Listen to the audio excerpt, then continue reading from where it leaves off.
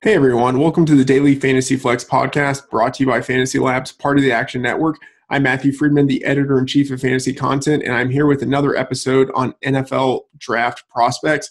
Joining me to talk about the running backs for the 2018 draft is Emory Hunt. You can follow him on Twitter at Football Gameplan.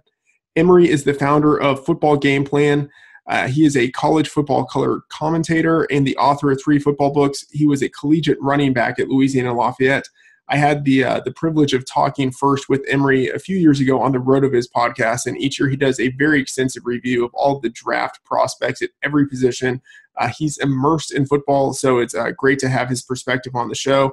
Emory, thanks for taking the time to talk with us. No, I appreciate you having me on, man. I'm excited to talk running back position. It's Yeah. my wheelhouse. Yeah, it is. And, I love running backs. I think, it's sort of like the most exciting part of the game. I mean, obviously with the NFL now, it's very much a passing league, but I think running backs are still – I think it's kind of like a golden age for running backs. And I'd like to get your feedback on this because I'm probably too optimistic about running backs, but this year's class I think is really interesting. I liked last year's class and the year before that, and I loved the 2015 class. Like, am I too enthusiastic about this run of running back prospects that we've been on? And then just kind of a big picture, like, how do you think that this class compares to some of the previous classes we've seen? I don't think you're far off in your assessment, man. I think a lot has been made about running backs and the position being devalued. We talk about this in one of our books, Stiff Arming Football Myths, that is a big myth because when you look at the final 4 teams or final 8 teams in the playoffs, it's always teams that are in the top half of the league, not top half, but really top 6 in rushing the football. So you have to be able to run the football. And if you have a dynamic tailback, 9 times out of 10, you could be in a good position to win a lot of games. And you look at this past season, Todd Gurley, in my opinion, probably should have won MVP. You also look at a Le'Veon Bell type of an impact he has on the Steelers' ground game.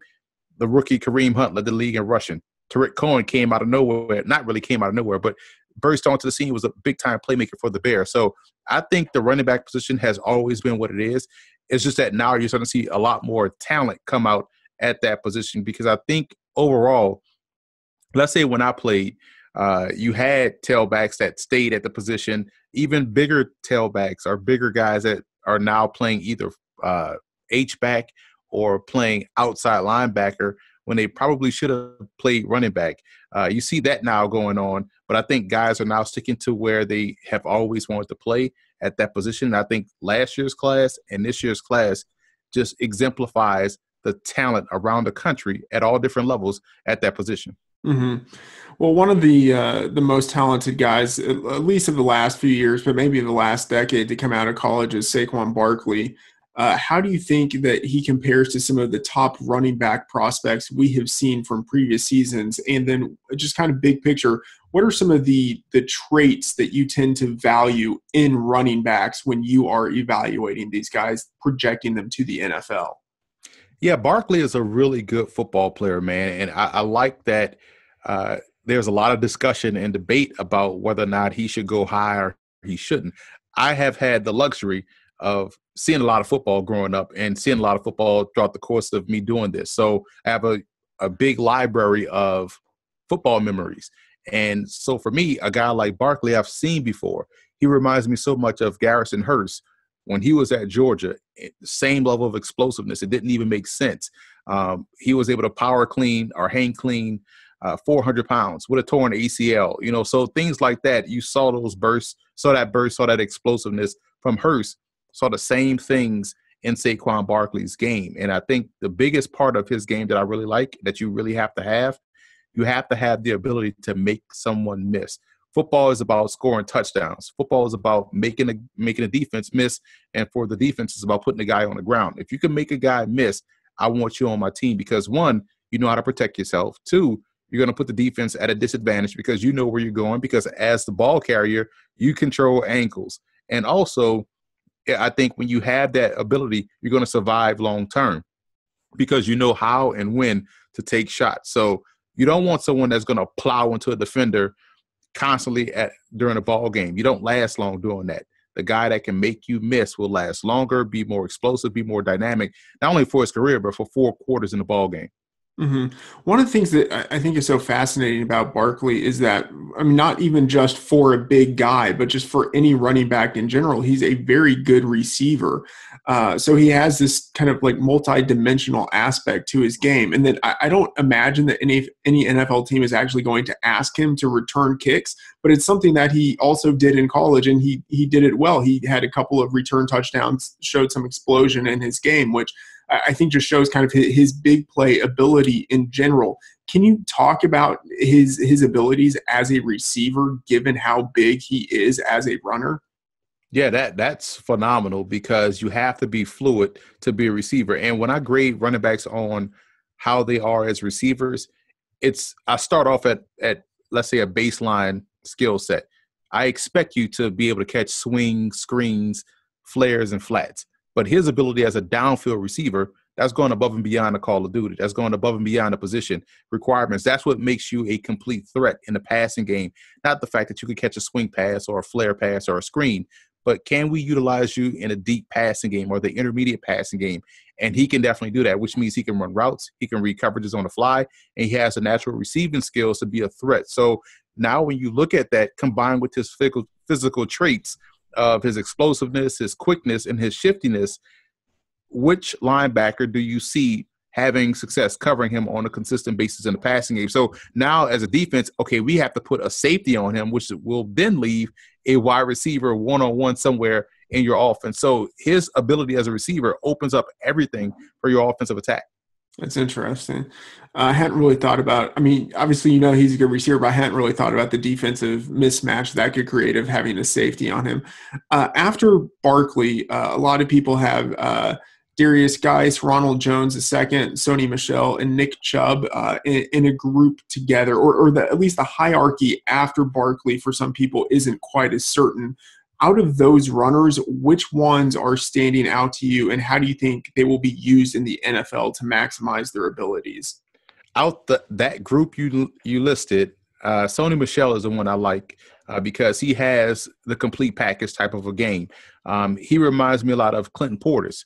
He can run, he can catch, he has good power, so he's going to break some tackles, and he can also be utilized as a returner if need be. So I think that's the one that's intriguing the most because he also split time at Georgia with Nick Chubb and still went over 1,000 yards. And to be completely honest, we're not getting the full explosion, the full version of Sony Michel because he had a knee injury. So if you would have seen him prior to that, you would have seen how really explosive he was and how outstanding of a tailback he was. And had he not gotten injured, we probably would be talking about him and Barkley with the same level of explosiveness and quick. So it's a shame because both he and Chubb, you have to look at them through different lenses because they both had knee injuries, which is sad. The same thing happened to DeMarco Murray. If you go back and watch DeMarco Murray high school tape, he was completely different than what he was at Oklahoma because of the severe knee injury he had. So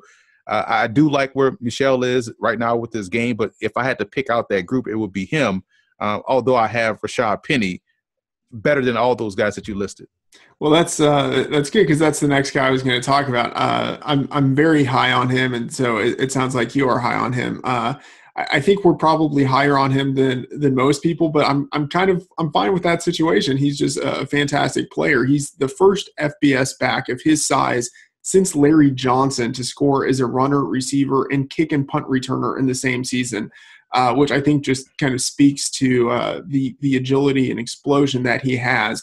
What do you see when you evaluate him? And then also kind of throwing into this, how do you adjust for strength of schedule? Because he wasn't a Power 5 back, so wasn't playing against some of the same competition. So how do you adjust for that when you're looking at what he's doing on film? That's a great question because if you're able to do it on the field, you're able to do it no matter who you're playing against, right? Because you look at a guy last year in Tariq Cohen, what instantly stood out to you from watching film was explosiveness, shiftiness, lateral agility, and long speed. You saw all of that first before you realized he's playing at North Carolina A&T, right? So it doesn't matter who you're playing. You just have to really focus on the skill set that the guy is putting out there on the field. So I think with that said, that's what you notice with Rashaad Penny. And you also have to understand that name a receiver on San Diego State. Their tight end is known for blocking. They're a tight end prospect, but you don't know any receivers. So that tells you that teams know that they're going to run the football first, second, and third. You look at that bowl game against Army. They knew coming in, you stop Penny, you stop San Diego State, and they could not do that to the tune of 200-something yards. So they end up winning the game because they have a tremendous quarterback, running back convert, in my opinion, Ahmad Bradshaw. But Penny was the guy for San Diego State. You knew that going in. You still couldn't stop him. He still went over 2,000 yards. And I think people underestimate his speed. When you're able to return kicks, you got to be fast. I used to return punts. I was nowhere near fast. Punts, you have to be shifty. Kicks, you have to have speed. And so he was able to return kicks and did it well. He stepped into the starter role this year, and teams knew he was the number one target, and he really performed well. And I think his game mirrors that of pre-injury Willis McGahee. Interesting there. Out of some of the running backs that we've seen in previous seasons, guys who are maybe more in that mid-round range, because although I have Penny as the second runner in this class, I don't think he's going to be drafted as the second runner. I think he's probably going to be more in that third, fourth round type of range. How does he compare to some of the guys who have gone in that range in previous seasons? Is it too optimistic to make a David Johnson type of comparison in terms of the impact that he could have in the NFL? Not at all. I think if you look at in that same realm, I think he is more like Kareem Hunt, a guy that I had a high grade on. I had him as my third running back, third or fourth running back, I believe. So I had a 85 grade on him. So he was a Pro Bowler in my eyes coming into this year as a rookie. And so I think that's the thing. When you look at a redraft, that's why I find all this funny where guys say, oh, you don't take a running back in the top 5. You don't take him. You can get Kareem Hunt or David Johnson in round 5. Right? But if they were to do a redraft, David Johnson would go in the first round. Kareem Hunt would go in the first round. Le'Veon Bell would go in the first round. Alvin Kamara would go in the first round. So that's the thing. Your team needs tend to dictate where you go first as far as priority is concerned. But if you look at it, Kareem Hunt had all of those traits he had at Toledo. He showed them out there on the field for the Kansas City Chiefs. So that's the type of player I see Rashaad Penny. He may go in round 3, but he's going to be a starter on the football team and is going to lead that team in rushing. Mm-hmm. There are some other big-bodied runners like Rashaad Penny in this class. So Royce Freeman, Kalen Ballage, Orion Null, Cameron Petway, and there are some other guys. But out of the big potential workhorse backs who aren't in that top tier, who are the guys who have really caught your eye? There's 2 guys. I think you mentioned one of them, Orion Null of Oregon State. I think obviously the injuries are going to be the biggest question for him. Can he stay healthy? But he has explosive speed. I think he has the ability to flip field position. So his speed and his natural running skills can't get overlooked. And he's a bigger back. He's about 6'1", 6'2", 235 with speed and can catch the football out of the backfield. So he's ideally what the league wants. And I think Cameron Petway is an interesting player. Ignore the number 36, ignore the horse collar, and just evaluate his ability as a runner. He has some natural running skills that's unique. And I also think that if he was to lose maybe 10 to 15 pounds, he may even pick up some quickness and be a completely different back because he has great vision. And I think the added weight at Auburn was slowing him down a bit. So if he can drop 15 to 20 pounds or 10 to 15 pounds, he may be even better as a pro than what we saw at Auburn.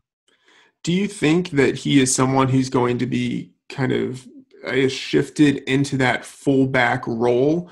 And then maybe he can kind of from there become, sort of a hybrid fullback, running back, kind of pass catcher out of the backfield type of guy? I hope not, man. I miss the days of the fat back, the Bam Morrises, the Natron Means. I miss those guys. If you could run, you could run. It doesn't matter if you were 230, 240, put the ball in the best player's hands. And we saw a guy like Jerome Bettis, who was predominantly a fullback at Notre Dame, get to the Rams, go in the top 10, I believe. I think he went 6th overall that year for the Rams. They made him a tailback, turned and handed him the football. He did exceptionally well when Rookie of the Year. So it can be done. I think that's the biggest key for him. You just have to make sure you don't have guys that get stuck into a certain mindset of what a back's supposed to look like. Mm-hmm. Well, that kind of transitions into Jalen Samuels, and I'd like to know how it is that you've evaluated him. So at North Carolina State, he was a tight end, H-back, but they gave him a lot of carries there. He had a number of rushing touchdowns, and at the Senior Bowl, he actually practiced with the running backs, played as a running back. How are you evaluating him, and what do you think his NFL potential is in terms of the position that he will play and the production that he could have? I've evaluated him as an H-back because of his ability to run the ball, catch the ball, block, and things of that nature. I think that's unique skills that you don't want to have on a bench.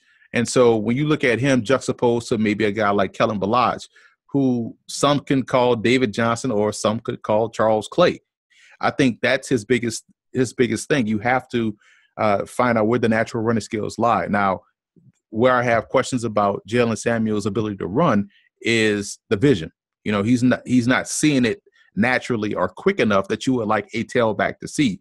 And you don't want to gamble with that at the pro level. You want a guy that can really excel in that area. That's a baseline need you need to be a pro tailback. But his receiving skills, his ability as a short yardage and goal line runner, definitely put him in the backfield, because now the defense doesn't know if you're going to run or you're going to throw. But he can run. But I just wouldn't trust him on a feature back situation. Only situationally would I throw him in the backfield to throw the defense off and also hand him some carries, because I think he's good in that capacity. But as far as like your main guy, I would say he's best suited as an H-back. Mm-hmm. You know, I'm curious. So you were there at the Senior Bowl, so you were able to look at these guys going through practice, going through drills, and evaluate them. So Samuels, I'm imagining he actually didn't probably spend a lot of time as a pass protector in college. So I'm wondering if you were able to see him do any of those drills, because that's something that people talk about as being important, especially for those younger running backs. If they can protect the quarterback, it gives them more opportunities to get on the field. Do you have any idea what he might be like as a pass protector? I think people have to look at pass protection in a different way, from a different side of the equation. They look at it in a sense of offensive lineman blocking. But the most important thing for a tailback or anybody back there in the backfield, as far as pass protection is concerned, is knowing who to block.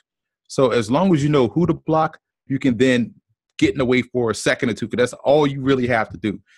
You don't want to have somebody – you're not a guard, so you don't want to have somebody sitting there going through proper pass pro technique and kick step and all that stuff like that. You just have to get in the way. And most importantly, it's about knowing who to block, getting there, attacking half his body, and then moving him to wherever his momentum is taking him. So in that sense, as long as he's up on the protection and knowing who his read is, he should be fine. Mm-hmm. I'd like to talk about Mark Walton. I think he's kind of a forgotten player in this draft because he missed most of the 2017 season and he's entering the draft early. He's not a big runner, but he was a productive guy at Miami. What are your thoughts on him? He reminds me so much of Kareem Hunt. And he's actually my 4th rated running back in this class. I have Barkley, Penny, Michelle, and Walton. Walton is so fluid as a runner, and I think that's just a good feel. He has a good feel for the running game, so he knows when and where to make the cut, when and where to put his shoulder down, when and where to try to use his speed, and to make it easy for the listener or the viewer or the reader to understand. It's almost like when you're watching a game just as a fan and you kind of expect him to make this cut and he makes the cut, or you expect him to see this lane and he sees the lane. So that's what I mean when I say he has a good feel for the running game, to where the average fan can pick it up. Okay, man, he probably can make this move, and he makes it because you see it play out from an all-22 perspective. But as a runner, you have the helmet on, you only have limited vision. So when I say someone has good feel for the running game, that's what I'm talking about. He sees it the way someone sitting up in the stand sees it. And he also has great speed and explosiveness. So I'm glad it was only an ankle because that means he's going to probably recover faster. He should be able to test at the combine and his pro day. So we're going to see his true speed and things of that nature. But on the field, his running skills, his vision, his receiving ability can use a little work. But overall, he has everything that you need to be a starting tailback in the NFL. Mm-hmm. So I'm interested in your thoughts on this. Walton is he's not small, but he's not a big runner.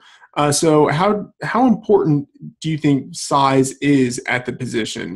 When you're evaluating these guys, kind of the smaller guys versus the bigger guys, how do you make those comparisons and thinking about how they might project to the NFL, what their roles might be? But then just in general, how important do you think it is for a guy to be, a big body at that position? Well, I'm glad you asked that, because one of our pillars of philosophies here at Football Gameplan is size is not a skill. So if you're good enough, you're big enough. Because I've seen big backs that can't get out their own way. I've seen small backs that run slow and high as some big backs do. I've seen bigger backs that run like scat backs. So it doesn't matter what your size is. It's all about your skill set and the traits that you bring to the table.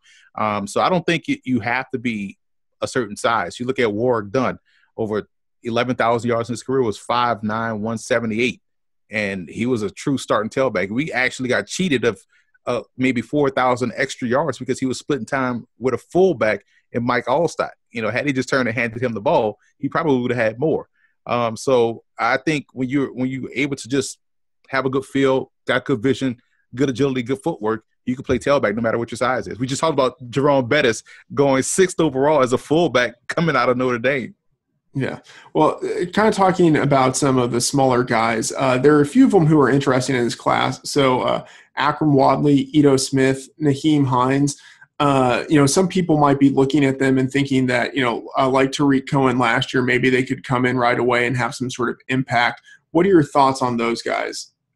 Wadley and Ito Smith are your jitterbug types. These guys you could immediately see having an impact in the passing game. Toss them a short swing route, a short flare, and they'll make that guy miss and pick up a first down.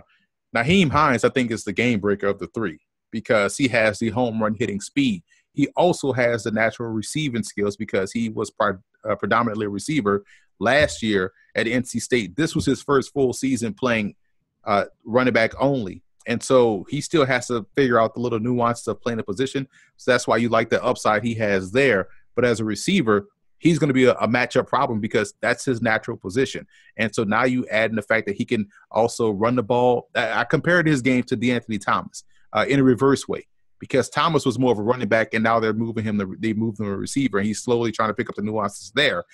Naheem Hines is different. He was a receiver, now he's trying to play running back, but both have the same quality of that game-breaking speed, and that's what you take a chance on, and also the upside. It's really interesting that NC State has these two guys in Jalen Samuels and Naheem Hines, who are both kind of hybrid, kind of transitionary type of players. Is there any reason why there would be something like that, or is it just sort of like the way it happened with those two guys, and it just happened that they were at the same school? Great recruiting, number one, because you want guys that can do multiple things. Let's say, for instance, a quarterback that can also run. That's a threat because now you don't know how to play him. You have a running back that can also line up as a receiver and beat you deep like he was Jerry Rice. You don't know how to play him. So anytime you can do more, you're always going to be valuable. Even on defense, a guy that can rush the passer but also can hold his own versus the run as far as like anchoring at the point of attack and stopping the run, setting the edge. That's a guy you want, because you don't know how to play him. I think that's why I love the way they've recruited over there because they put athletes out on the field. And a coach that I spoke with, and James Perry, he's the head coach at Bryant University, who was also the offensive coordinator last year for a lot of years at Princeton. They used to utilize in every game 3 quarterbacks, sometimes on the field at the same time. So this past October, I went up to Bryant to talk with him, did a coaching interview with him, and I asked him about that, that philosophy. He said simply, I want to put my best 11 on the field. And if in that 11, 3 of them are quarterbacks, then damn it, all 3 will be on the field at the same time in some capacity. So I like that mentality. You see NC State adopt that, put their best athletes out there, and that's why they've had a lot of success. That's interesting. Well, I think of you as someone who is really an expert at the small schools, a small school guru. And this year, Chase Edmonds from Fordham Martez Cortez from Grambling State are small school running backs who have gotten some attention. And then I'm sure that there are some other guys. Who are the small school running backs that you are really watching and you think could contribute as NFL backs? Maybe not as rookies, maybe possibly as rookies, but within a year or two of being drafted. Those two guys, Chase Edmonds, Martez Carter, are excellent tailbacks. Edmonds, I've seen all 4 years of his games. I'm out here in New York City area. I've scouted the Fordham Rams. When he was a true freshman, I saw him against St. Francis rip off a long run. I was like, man, this guy has something about his game. He was a true freshman then. And I've broadcasted some of Fordham's games as well over the years too. So I've seen a lot of Chase Edmonds. He reminds me so much of Kevin Falk when he was coming out of LSU. I think he could be a starter in the league. I thought the same thing about Falk when he came out of that program. I thought he should have been a true tailback, but they used him as a gadget guy.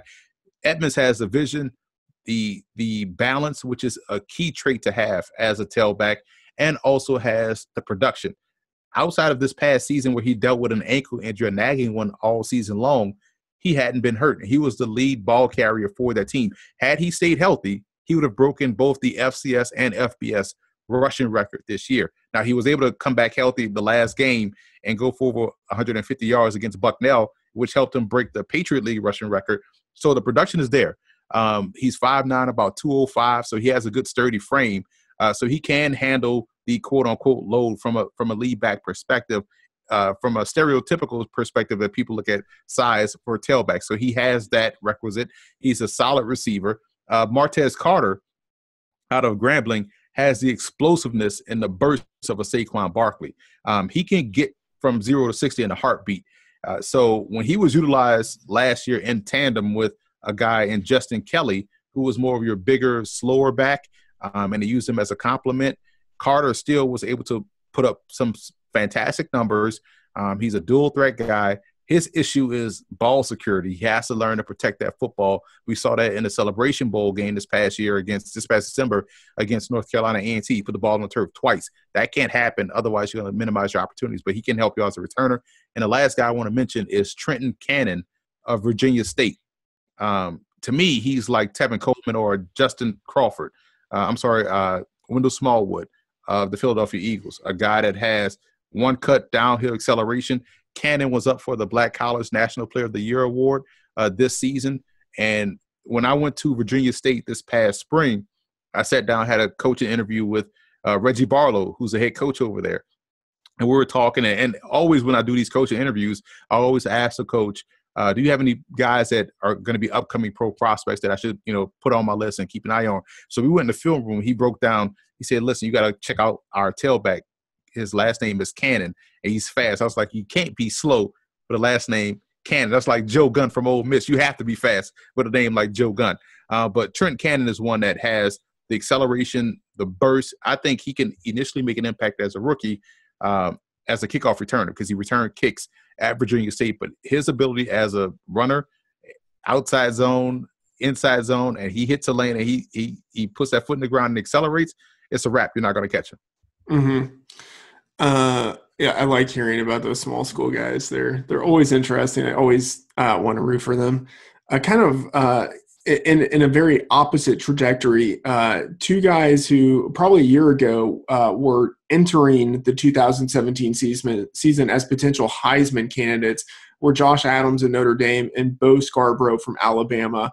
Neither one of them had great seasons, although Adams didn't have a poor season by any means. But neither of them really, I think, have lived up to the hype or are entering the draft with the hype that we maybe would have expected them to have a year ago. What are your thoughts on them, just in terms of kind of projecting to the NFL? Adams, to me, reminds me of a former Notre Dame running back in Ryan Grant. I think when you look at Adams, and I don't mean this negatively, but if the lane is there and it's cleared out, yes, he can rip off long runs because he has good straight line speed. Now, you ask him to make a move, it's a wrap for him. His agility is not where it needs to be. And his footwork is not where it needs to be. So you're going to see him get tackled a lot if he can't break that first wave of defenders. So I think his game is limited. He's more of a complimentary guy as opposed to a lead back. With Scarborough, I think people had this expectation of him coming into Alabama based off what he did in high school. And I don't think his game grew when he was at Alabama. Now, granted, all the injuries, which is another red flag because he's had a lot of these nagging injuries that kind of curtail that growth. But also, when you're in high school and you're 6'3", 245, you're going to be a great running back. Now you get to Alabama where everyone is essentially 6'3", 245. What else can you bring to the table? Because you have to factor that in. When you're playing high school ball, you got to realize, and just to be brutally honest, high school football, you gotta understand that 75% of the players on the field are trash. That probably shouldn't be out there, right?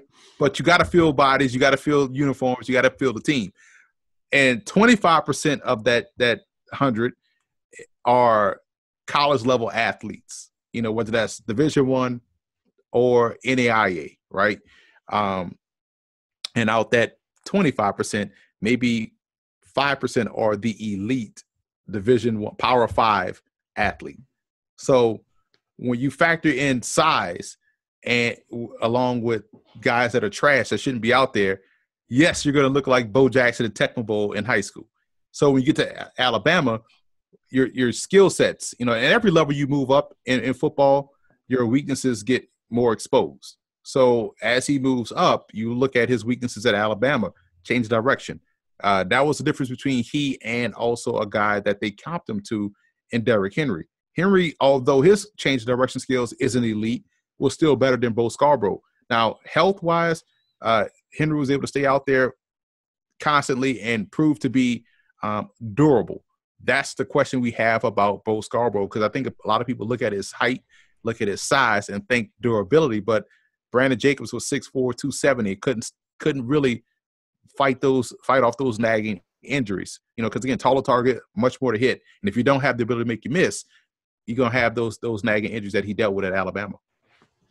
All right, so we've talked about a lot of runners. Given the draft class, I guess both the runners and then the players at other positions, do you think it's better to get a running back in the first couple of rounds or to wait at the position and draft a player in the third round or lower? So I guess kind of big picture, how deep do you think the position is, and where do you think the most value is at the position? I think there's always depth at every position, right? So I fully believe, my own personal philosophy is that I don't look at first-round picks and seventh-round picks. I look at 7 potential starters. You mean to tell me I have a full year to scout the entire country, even up in Canada, in the entire 2 countries, and I get to pick 7 of the best players in football to help my pro football team? So I look at all those picks as starters, right? So with that said, the other philosophy I live by, and that we also live by here at Football Gameplan, take the best players when you can. So don't try to game the draft. You're going to see a lot of this you see it on Twitter. You see it talked about, oh, well, we don't take a running back high because you can get Kareem Hunt in the 3rd. And you don't have to really take a running back high because it's all about a tandem anyway. Like, let me attack both of those points right quick. The tandem. The tandem only works when you have 2 good backs, right? Like Bo Jackson and Marcus Allen was in the same backfield at the same time. That's a tandem. Fred Taylor, Maurice Jones-Drew, that's a tandem. Deuce McAllister, Reggie Bush, that's a tandem. Ricky Williams, Deuce McAllister, that's a tandem. Travaris Cadet and Chris Ivory is not a tandem. That's just 2 average backs in the backfield. So if you are sitting there with Saquon Barkley at the top, take him. If he's graded out on your board as one of the best players in the draft, take the best players when you can. Don't pass on Saquon Barkley because you can get at Akram Watley in round 5. No, don't do that. Take the best players when you can, because you look at Ty Gurley, Rams took him. C.J. Spiller, when they took him high and finally used him, he averaged like something silly over 6 yards a carry when they gave him full-time carries with the Buffalo Bills. Adrian Peterson, one of the all-time best. So you have to take the best players when you can, because if you try to game and wait, you're going to always find yourself needing a tailback. Mm-hmm. So, and I definitely see that perspective. But thinking about this running back class in general, in terms of the value, is there I think sort of like a sweet spot where, so say like, even if you like Saquon Barkley in the first round, maybe you also like some players in the third round or some players late where you think there's maybe more value there. Not that you couldn't take, a runner in the first and a runner in the fourth or something like that. But are there any particular spots where you think like, yeah, like in comparison to the running backs that you could have gotten in this draft range in previous draft classes, this is a really nice spot to be finding a guy? Well, this is why I say don't game the draft, because how would I know? Let's say if I'm the Browns, right? And I like Barkley and we need a tailback. Okay. But we also need, let's say, a game-changing wide receiver or defensive lineman, right? Okay, if we pass on Barkley, we can look at maybe Sony Michel or Rashaad Penny or Darius Geis in maybe round 2. But who's to say that picks 2 through 32, that those 3 guys that you targeted are still there? So even if you get to the second round and you still need a tailback, take the guy when you need – take the best players when you need them. And that's all about how you rank them on your board. Okay, which position is more of a priority as far as talent is concerned? Let's say you need a running back, but you also need a receiver. Okay, where do we stand? Can we get by with Duke Johnson and maybe a Nick Chubb in round 3 if he's there? Yes. Or should we roll the dice on a Christian Kirk right here in the top of the second round or maybe in the late first? So that's the game you have to play. But I really do believe take the best players when you can. Sure, definitely. Out of all of these players, and I'm saying this before the combine, so there's still a lot to be determined in terms of like the physical profiles for these guys. I'm assuming, and let's leave off Saquon Barkley because it's too easy to talk about him. But how do you think out of these guys, or which one do you think will have the best career? Kind of keeping in mind how it is that the NFL might use these guys. That's a great question, because now you have to think in terms of 32 different brains, right? I think the biggest trait that you need to have success is durability, and that is tied to your ability to make guys miss. So I think when you look at guys that can do that, they have a chance, or even guys that could hit that home run, they have a chance. You also have to take away guys that have had previous injuries in college, because once you have one injury, you're more prone to, especially knee injuries, you're more prone to having some other injury as well. Knock on wood, hopefully these guys play at full health. So with all that said, maybe a guy like Ronald Jones, because he doesn't have the injury history, he has the long speed, so he can get 1,000 yards faster than someone that may need 20 or so carries. So I would say if I had to gamble on a guy that we look at this 4 years from now who has the best numbers and how the NFL uses tailbacks, I think a guy like Ronald Jones, because of his home run hitting speed and the way the NFL is mostly zone heavy, I think that would be the guy to go with. Interesting. That's really fascinating to think about that. Emory, it's great talking with you. What draft content plans do you have for the coming months? Oh man, well, we're finally done with the offensive grades, and we're slowly pumping out our rankings videos. So we've done all the skill positions. The offensive line is up next. I may get the centers out this afternoon, but I'll start defensive grading prospects on Sunday. So I'll start there, and then we'll release those out. But we also have our building through the draft, team-by-team mock drafts that I love to produce, and that's coming up next. That's going to be coming out in March once we're done with all the grading, and we utilize our own grading scale to put together a 7-round mock draft. We did this. We've done this for the last 5 years. It's been a great exercise, because now you're thinking in terms of every NFL team, their team needs and things of that nature. For full disclosure, last year I gave the Browns Deshaun Watson and Leonard Fournette in the first round, and Browns fans ripped me. Well, had they taken those 2 players, we may be talking about the Browns differently, although I do like the guys that they did select. But that's how we go about doing it with our building through the draft. 7-round mock drafts. So that's coming down in the near future. That's coming down in March. Then after the draft, obviously, we will have our draft grade videos. And in between that April month, we'll do some. We'll be on the pro day circuit, so you'll see a lot more player interviews and things of that nature coming out during the month of April. All right, fantastic. That is going to do it for this special NFL draft-focused edition of the Daily Fantasy Flex. Be sure to follow Emory at Football Gameplan, and you can follow me on Twitter at MattFTheOracle. I'm Matthew Freedman. Thanks for listening, and be sure to check out our draft content at FantasyLabs and the Action Network. See you again next episode.